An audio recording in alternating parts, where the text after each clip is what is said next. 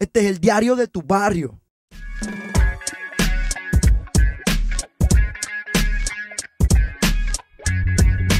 El primer Congreso sobre Derechos Humanos y Educación Popular en Puerto Rico se celebró en la Escuela de Derecho con los objetivos de examinar la situación actual de los derechos humanos en términos de violaciones, establecer la conexión entre derechos humanos y la educación popular y explorar alternativas y posibilidades esperanzadoras en la relación entre derechos humanos y educación popular. En Puerto Rico, definitivamente, en todas las áreas que cubren los derechos humanos hay unas violaciones constantes en la política, en las relaciones de género, en la educación, ¿verdad?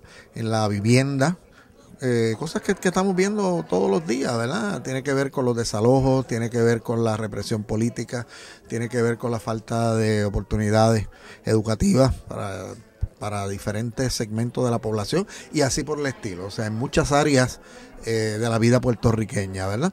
¿Por qué hablamos de derechos humanos? Bueno, la primera declaración de derechos humanos de la época contemporánea se hace en 1948, hace 61 años, y es un esquema, una visión ética, política, ¿verdad?, que nos permite mirar al ser humano frente a lo que diríamos un estándar, una visión del ser humano que entendemos que debe ser. O sea, los derechos humanos podríamos compararlos como necesidades básicas del ser humano, pero no solo materiales, sino espirituales, culturales, educativas, de todo tipo, religiosas. Es como mirar a un ser humano que tenga la realización completa, la realización plena de su vida. Cuando el ser humano tenga una realización plena de todo lo que puede llegar a ser, entonces sus derechos humanos estarán satisfechos, ¿verdad? O sea, por eso el concepto de derechos humanos es importante. La relación con la educación popular viene más que nada, primero, no hay manera de usted cumplir los derechos humanos si la gente no está consciente de que los tiene. Y en este sentido, la educación es un proceso para desarrollar conciencia sobre derechos humanos. Lo de la educación popular, que es un movimiento que comienza en la América Latina y que está orientado, lo de popular le viene más que nada porque está orientado a las clases populares y es una educación que va al nivel y con la intención de llegar a las clases populares, que son las clases más marginadas, que son las clases a quien más se les violan derechos humanos, etcétera, etcétera, ¿verdad?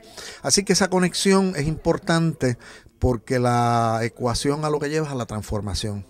O sea, buscamos educar en derechos humanos para que la misma gente sea capaz de luchar por sus derechos. O sea, básicamente esa es la ecuación que buscamos.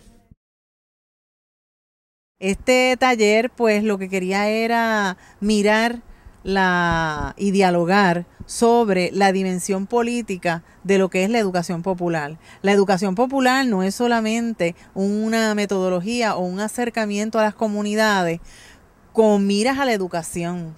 La educación popular tiene un principio de transformación, de cambio social muy fuerte y habla pues de unir la teoría, el conocimiento con la práctica. O sea que no podemos dejar a un lado la práctica y ahí es donde se instala el elemento político.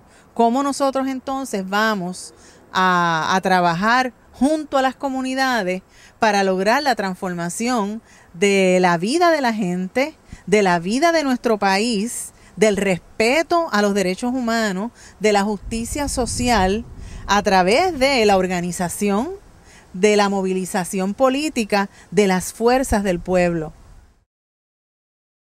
Bueno, pues en esa mesa fue muy interesante porque se trabajaron de diferentes maneras en que se violan los derechos humanos en el país.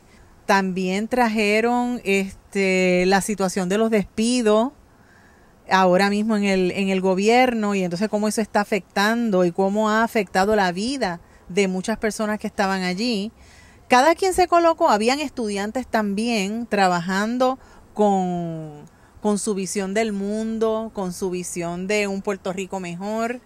Y entonces hablábamos del uso y abuso del poder en estos diferentes ambientes, hablábamos de la participación y de la democracia en la sociedad puertorriqueña y se generaron unos diálogos bien interesantes en torno a estos issues, porque nosotros jugamos un juego que es como si fuera un monopolio, donde cada quien iba escogiendo preguntas diferentes Y entonces esas preguntas que venían como por un sorteo, pues se iban contestando en diálogo, colectivamente. Todo el mundo participó del diálogo. Nosotros tenemos la capacidad de crear unas instituciones paralelas y comenzamos a hacer exactamente lo que esas instituciones están haciendo, pero desde la perspectiva liberadora, para liberar al ser humano, entonces nosotros vamos a tener ahí resultados. Mientras nosotros querramos transformar o reformar algo que no es reformable, porque está creado para mantener un sistema de dominación, no vamos a lograr absolutamente nada. O sea, se entendió que en Puerto Rico hace falta la organización, hace falta la educación de las comunidades, hace falta la activación de las personas en las comunidades para poder acumular poder. Porque sí hubo un reconocimiento de que el poder está en manos de los sectores pudientes, está en manos de los sectores gubernamentales, y que de parte de ese sector es que entonces viene el atropello a los pobres, el atropello a los diferentes, el atropello a los que no pueden ejercer poder, y entonces se concluye que lo que es necesario es que el pueblo acumule poder. Este es el diario de tu barrio.